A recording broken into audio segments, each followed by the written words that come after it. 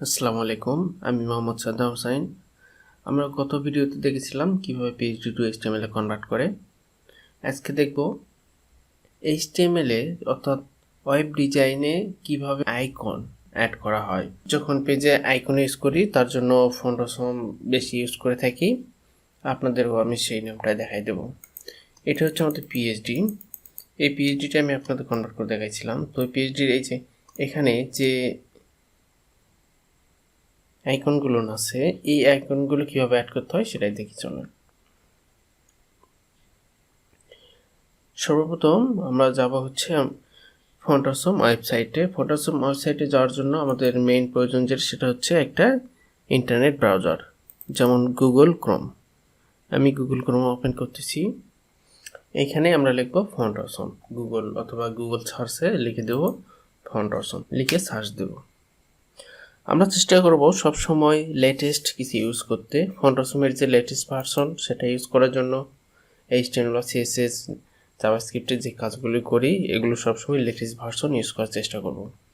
দেখেন এখানে এই যে start for free, get more pro, আমাদের এত কিছু দরকার নাই। আমরা জাস্ট এখান থেকে স্টার্ট ফর ফ্রি করে নেব, কারণ আপনারা যখন কাজ শিখবেন প্রথম অবস্থায় পেইডে যাওয়াটা অনেক কস্টলি।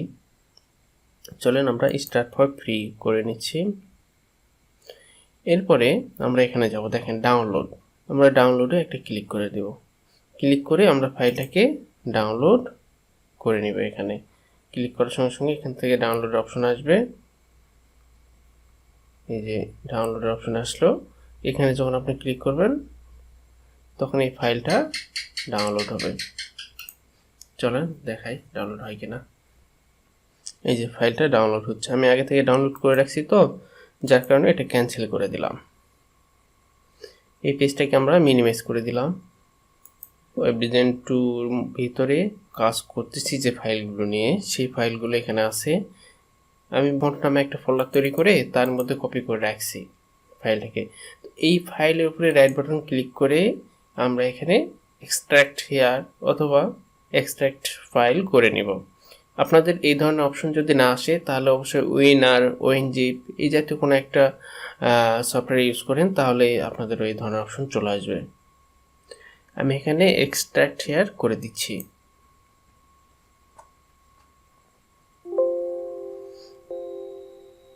এরপরে এর ভিতর থেকে আমাদের বেশ কিছু ফাইল লাগবে, যেমন ফন্টস ফোল্ডারটা লাগবে। তারপরে সিএসএস থেকে এখানে all dot min dot CSS এবং FontAwesome dot min dot CSS এই ফাইলগুলো লাগবে। যার কারণে আমরা এখানে আগে থেকে আমরা এখানে একটা ফোল্ডার তৈরি করে নিব। সিএসএস নামে একটা ফোল্ডার তৈরি করে নিচ্ছি আমরা, সিএসএস। এরপরে আমরা যে ফন্টের ভিতরে আমরা ফাইলটা রাখছিলাম এখান থেকে ওয়েব ফন্টটাকে কপি করে নিয়ে আসি, কপি। এরপরে সিএসএস এর মধ্যে আমরা পেস্ট করে দিচ্ছি, পেস্ট। তারপরে ফন্টের মধ্যে যাই আমরা এখান থেকে FontAwesome এর মধ্যে থেকে সিএসএস এর মধ্যে থেকে, আচ্ছা হ্যাঁ দেখেন এখানে all dot min dot CSS এবং FontAwesome min ডট সিএসএস দুইটা ফাইল একই, জাস্ট জায়গাকে কিছুটা কম্প্রেস করে ছোট করা হয়েছে, যার কারণে এটাকে বলা আছে min ডট সিএসএস। দেখেন এখানে একটা 70 KB, একটা হচ্ছে 57 KB। এই জন্য আমরা ছোটগুলোকে নেব। দুটো ফাইলকে সিলেক্ট করে রাইট বাটন ক্লিক করে কপি করে নেওয়ার পরে আমরা যে সিএসএস ফোল্ডার তৈরি করেছিলাম সেই ফোল্ডারের মধ্যে এই দুটো ফাইলকে পেস্ট করে দেব। চলো আমাদের সিএসএস ফাইল, হ্যাঁ এই যে এখানে পেস্ট করে দিলাম। এইখানে আমরা সব ফাইলগুলোকে কপি করে নিয়েছি, কিন্তু এখানে ওয়েব ফন্টস ফাইলটা আমরা এখানে রাখবো না, যেটা এটা একটা ফোল্ডার। এটা কাট করে নিয়ে আমরা বাইরে রেখে দিচ্ছি, কন্ট্রোল পেস্ট, অর্থাৎ মেইন ফাইলে রেখে দিচ্ছি। রেখে দেওয়ার পরে আমরা সিএসএস দুটো ফাইল নিলাম, এই দুটো ফাইল আমরা এখানে লিঙ্ক করে দেব। টাইটেলের নিচে লিঙ্ক করে এখানে বলে দিচ্ছি ওটা কিসের মধ্যে ছিল, সিএসএস স্ল্যাশ, এখান থেকে নামগুলো কপি করে নিয়ে যাবো, তাহলেই হবে। কন্ট্রোল সি, এটিকে আমরা পেস্ট করে দেবো এখানে, কন্ট্রোল ভি। একইভাবে আর একটা লিঙ্ক তৈরি করব।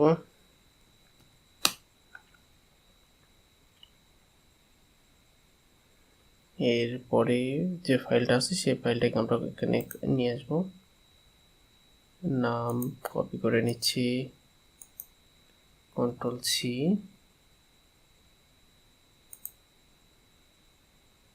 এখানে CSS নামটাকে পেস্ট করে দিচ্ছি, Ctrl+V Ctrl+S।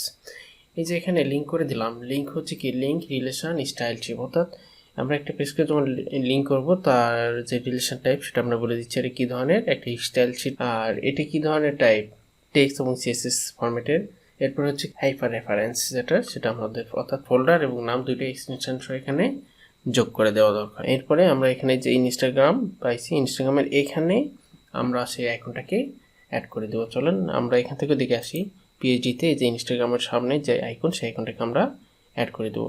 তাহলে আমরা চলে গেলাম হচ্ছে ইন্টারনেট ব্রাউজার FontAwesome FontAwesome লিখে সার্চ করার পরে, সরি নেটওয়ার্ক পাচ্ছে না, এরপরে যে FontAwesome ক্লিক করে চলে গেলাম ভিতরে,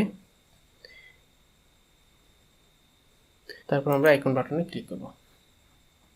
আইকন বাটনে ক্লিক করার পর অনেকগুলো আইকন চলে আসছে। এখানে ক্লিয়ারলি আমরা যে আইকনগুলো দেখতে পাচ্ছি এগুলো ফ্রি, আর এখানে ঘোলাটে যে আইকনগুলো দেখতে পাচ্ছি এগুলো প্রো। এগুলো ইউজ করতে গেলে আমাদের পেইড অর্থাৎ টাকা পয়সার কিছু পেমেন্ট দিতে হবে ওদের। আমরা যেহেতু ফ্রি ইউজ করতেছি ফ্রিতে ক্লিক করলাম, ফ্রিতে ক্লিক করার পরে যে আইকনগুলো পাবো সবই এখানে ফ্রি, আপনি এগুলো সবগুলো ইউজ করতে পারবেন। যেমন আমি ইনস্টাগ্রামের আইকন ইউজ করতেছি INS, দেখেন ইনস্টাগ্রাম সম্পূর্ণ না লেখার আগেই চলে আসছে ইনস্টাগ্রামের যে আইকনগুলো সেই আইকনগুলো চলে আসছে। আমরা এই ইনস্টাগ্রামের আইকনের উপরে ক্লিক করলাম, ক্লিক করার পরে এই যে এখানে যে নাম, আমরা এই নামটাকে সুন্দর করে কপি করে নেব, অর্থাৎ ক্লিক করলে কপি হবে, অথবা এই যে এটাকে মডিফাই করে নিতে পারি। মডিফাই করার পরে আমরা স্টার্ট ইউজিং যে আইকন এখানে যাওয়ার পরে এই যে HTML লিঙ্কটা এখানে ইউজ, অর্থাৎ HTML লিঙ্ক না, এটা HTML আইফ্রেম বলা হয়। তো আইফ্রেমের যে কোডটুকু এইটুকুকে কপি করে নেব, সিলেক্ট করে রাইট বাটন ক্লিক করে কপি করে নিতে পারি, অথবা এখান থেকে কপি যে একটা বাটন দেওয়া আছে বাটনে ক্লিক করে কপি করে নিতে পারি। এরপরে এটিকে আমরা নিয়ে যাবো হচ্ছে আমাদের সাবলাইম টেক্সটে যেই জায়গায় আমরা আইকনটা ইউজ করবো সেই জায়গায় এই লেখাটাকে পেস্ট করে দেবো, Ctrl+S। এরপরে ফাইলটাকে সেভ করে দিয়ে ওপেন করবো, ওপেন ইন ব্রাউজার। যখন আমরা ফাইলটাকে ওপেন করতেছি দেখেন আমাদের এই ব্রাউজারে যেখানে আমরা আইকনটা চাইছিলাম সেখানে আইকনটা চলে আসছে, যে ইনস্টাগ্রামের সামনে আমাদের সেই আইকনটা চলে আসছে। এই আইকনটাকে আমরা ইচ্ছামতো আরও মডিফাই করবো, যখন CSS নিয়ে কাজ করবো বিস্তারিত তখন এটাকে কাস্টমাইজ করতে পারবো, বড় করতে পারবো, ছোট করতে পারবো, বিভিন্ন কালার চেঞ্জ করতে পারবো। তো এটা নিয়ে টেনশনে কিছু নাই, এর জন্য আমরা CSS অবশ্যই দেখব। এই একইভাবে এই পেজটিতে যতগুলো আইকন আছে সবগুলো আইকনই আমরা ইউজ করতে পারি। যেমন এখানে ক্যামেরা আইকন, এখানে ভিডিও ক্যামেরা আইকন, প্রত্যেকটা আইকনই আমি ইউজ করতে পারি। তো আপনাদের হোমওয়ার্ক হিসেবে থাকলো আপনারা বাসায় এই বাকি আইকনগুলো ইউজ করে দেখবেন কাজ হয় কিনা। আর কোথাও সমস্যা হলে অবশ্যই জানাবেন, আমি পরবর্তী ভিডিওতে আবার আলোচনা করব। তাহলে আজকে ভিডিও এই পর্যন্তই, থ্যাংক ইউ।